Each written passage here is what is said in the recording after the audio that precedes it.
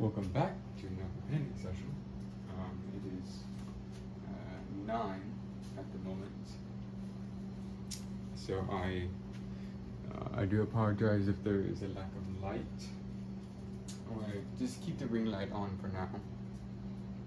This will be another another gold themed painting, but this time it's going to be more of a rusted feel. I know gold doesn't deteriorate or rust, but it does tarnish. Which means just loses gleam. It loses a little bit of its shininess, but it never really truly deteriorates like something like iron or steel or copper would. So it doesn't oxidize, doesn't rust. It just loses shine. But I'll be going for a gilded theme. Pretty golden outsides and not so nice insides. That not so nice insides will be the theme of red to brown. I have a nutmeg brown. I don't think I'm going to use the others. Just that one brown should be fine, because the orange and dark yellows should compensate for the others. That one brown should be able to be enough, more than enough. Yeah, I'll be using reds all the way to lemongrass or very light yellow, and everything in between.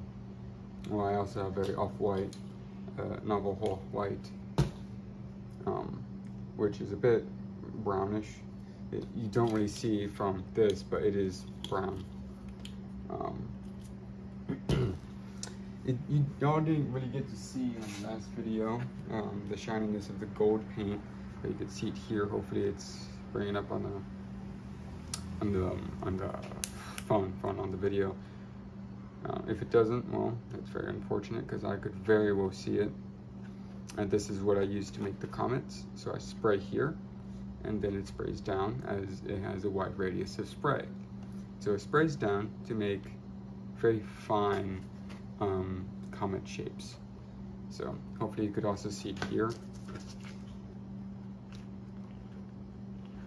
It almost looks gray with the shine, but when you put it down, hopefully it's coming off. It turns very golden. So hopefully the gloss doesn't do anything to it, as the gloss is when you touch a painting with gloss in it, you don't touch the paint, you touch the gloss. So it's on top of everything else. It's not painted itself, it's just a coat. So that coat might affect the light refractions of the metallic paints. It could be a good thing, as it makes things much more glossy. But it could also harm something like this, as it loses the ability for the gold paint to shine, to allow it to reflect enough as it usually would without any barrier between that and the light. I'm guessing that's how it works. I don't know. Yeah, this is a black hole. I'm going to be having it sprawl out. I might use the lightning. I might not, depending, because I'm going to be using a top for this, a lid, not a stencil for the black hole. I might not, as the lid will get in the way. If so, that's fine. I don't really have to use the lightning, because it's already an issue in and of itself. So I'll just make a line here with the paint scraper. And if I really want to do something fancy, I'll just make a ring around the black hole. Though that is a bit experimental, and I will most likely not do that. This should just be enough. Again, aura, like you can see over here, and then spiral it out. Yeah, that's pretty much it. That's good.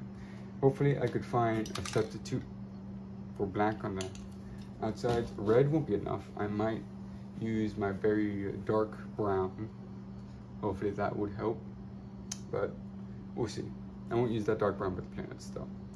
But I'll take my watch off, start the time lapse, then we'll get started. Hope you enjoy this one. Hopefully it comes out very well, and you'll stick with me through the ride. Enjoy.